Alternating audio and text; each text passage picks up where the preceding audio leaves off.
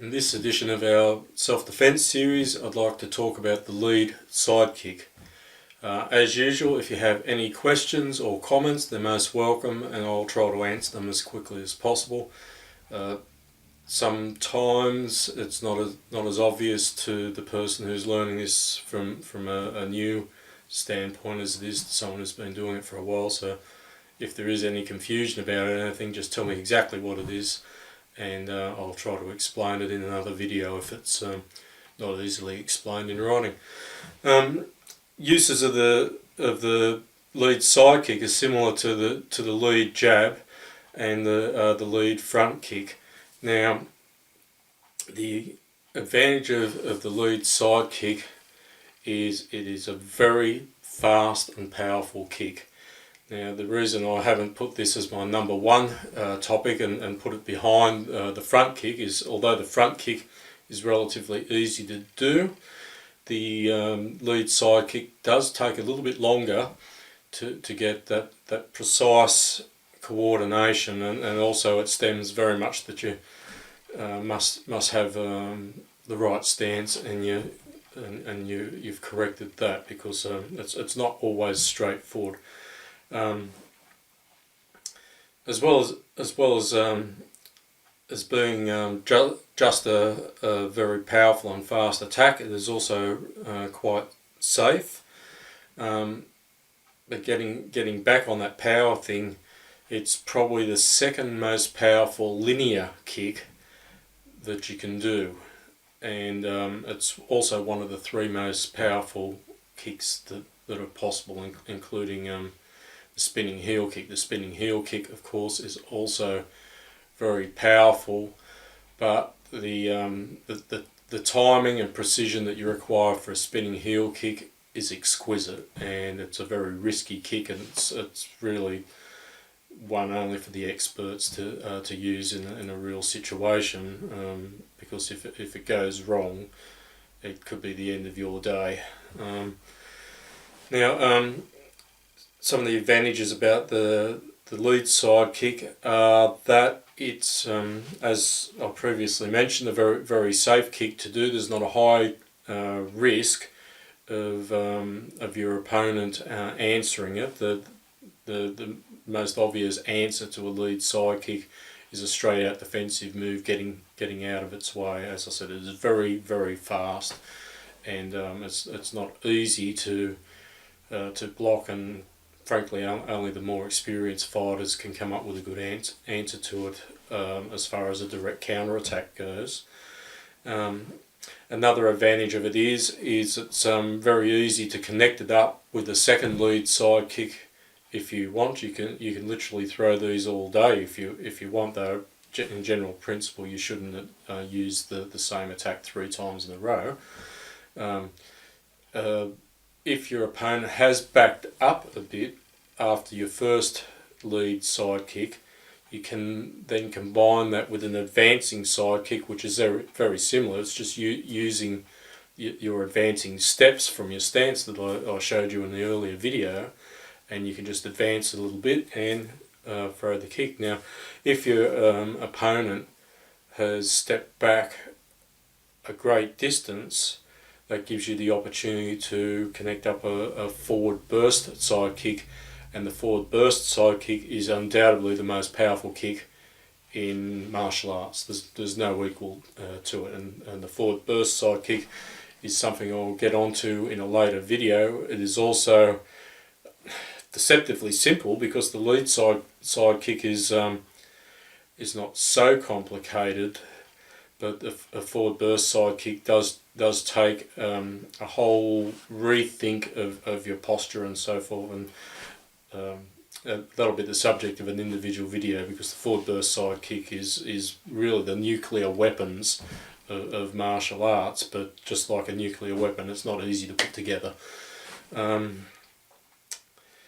So you have those variations: the advancing side kick, the forward burst side kick.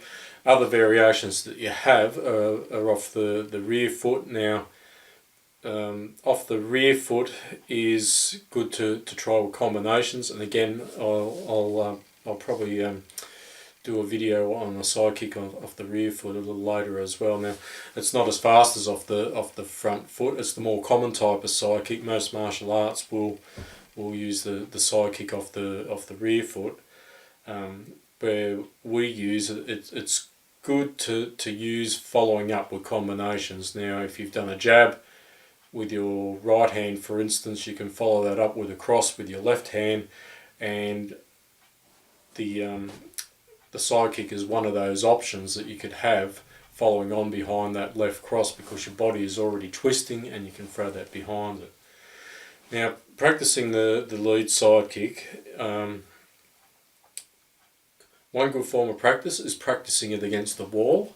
You're not doing full power kicks against the wall. You're just using that to make sure that your alignment is correct when you complete the kick. So if you can get the blade of your foot, by the blade of your foot I mean this area there, connecting evenly with the wall, you can safely kick the wall at low velocities, and that way you can ensure that your posture's right, your leg's just the right amount of straightness, because errors with this, you don't want to be overextended so that you kick your leg right out. You don't want to be crushed so that when you connect with your opponent, you've still got a fair bit of bend in your leg, because you're losing power. So having just that right point is important, and using a wall to practice that is good. You can just kick the wall, stop, and the wall helps you balance. You can look at yourself and see how your posture is.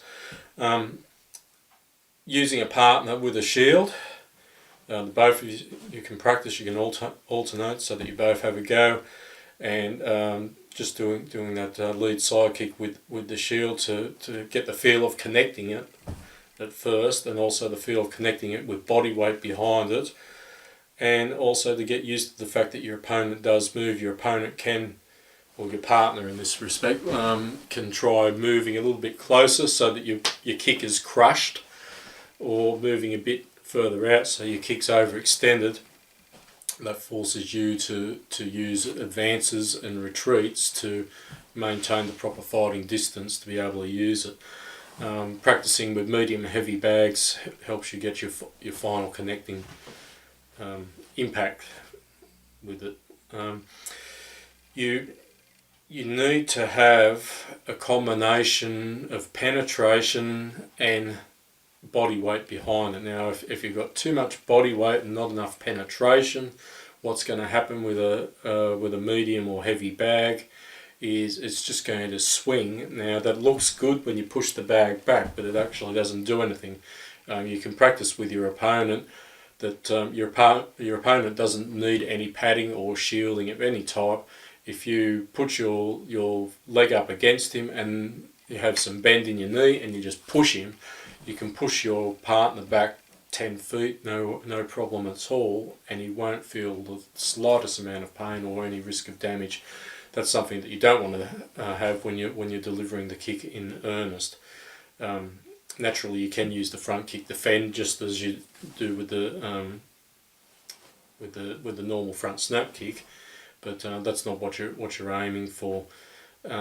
If you have a lot of snap with this kick, flicking your leg up, it makes it very fast, and it's a bit of a sting, like if you do that, but without much penetration, it won't do much more than a bit of a sting. So with the heavy bag, you're looking at that combination of things. You want to hear a smack when you hit the bag, and ideally, you want to be able to see that the bag is penetrated and even bends a little bit before it bounces back, and then that's when you've got the ideal combination of those things. All right. Well, I'll just give you a brief example of it.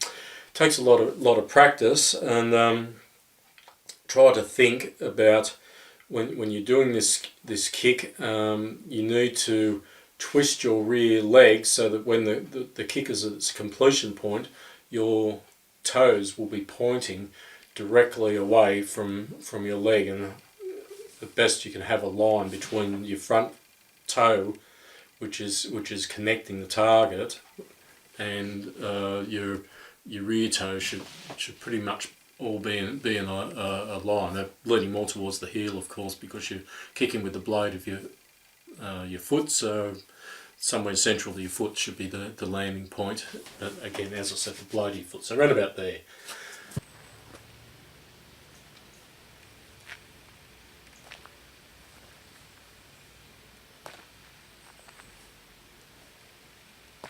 Same thing, you're lifting first, then extending. As you're kicking out, you're twisting your supporting foot and throwing your hips out, and that throws all your force around. The lead side kick is probably the most powerful blow that you can use that is also fast.